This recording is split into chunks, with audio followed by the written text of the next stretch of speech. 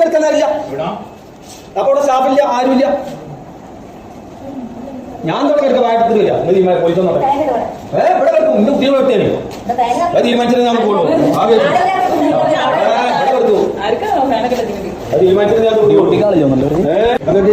ഇന്ന് 8:30 മണിക്ക് പോയതാണ്.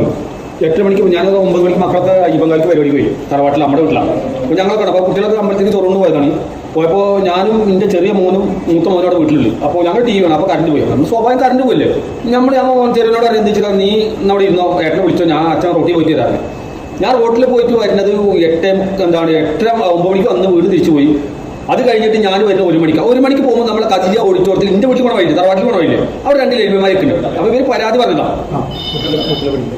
പരാതി പറഞ്ഞിട്ട് അവർ പറയേണ്ട ഒരു മര്യാദക്ക്. അപ്പോൾ ചെറിയ പറയാത്രയോ ഇങ്ങനെ കണ്ടില്ല, അങ്ങനെ വിളിച്ചതാണ്. ഞാൻ കുട്ടികൾ ഉണ്ട്, ചെറിയ കുട്ടി ഇന്ന് പറ്റിയ നാളെ ചെയ്യാം.